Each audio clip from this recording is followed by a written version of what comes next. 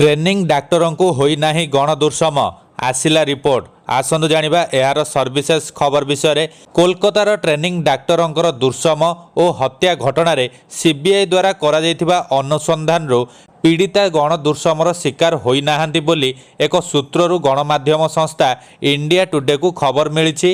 August 13 तारिख में CBI को दि जाइथिबा एही अनुसंधान रे आरजी कर मेडिकल कॉलेज एवं हॉस्पिटल रे 31 वर्षीय डाक्टर को दुर्षम और हत्या घटना रे संजय रॉय संपृक्ति थिबा जणा पड़िछि।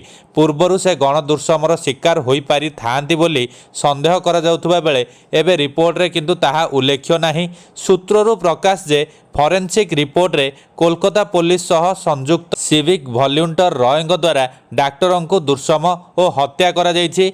डाक्तरखाना रे सेमिनार हॉल रे महिला डाक्टर मृतदेह मिलवार गोटाए दिन पर तांको अगस्ट 10 तारिख में गिरफ करा जायथिला। आरजी कर मेडिकल कॉलेज एवं हॉस्पिटल रे जड़े महिला ट्रेनिंग डाक्टर को दुर्षम और हत्या मामला रे केंद्रीय तदंत ब्यूरो तथा सीबीआई सुप्रीम कोर्ट रे एक रिपोर्ट दाखल करिछि। भारतर प्रधान विचारपति डी.वाई. चंद्रचूड़ नेतृत्व में जस्टिस जे.बी. पारदीवाला एवं मनोज मिश्र को नहीं गठित एक खंडपीठ रे मंगलवार तथा अगस्ट 20 रे एही मामला ग्रहण करिबा परे एही मामलार शुणानी करिसंती कोर्ट।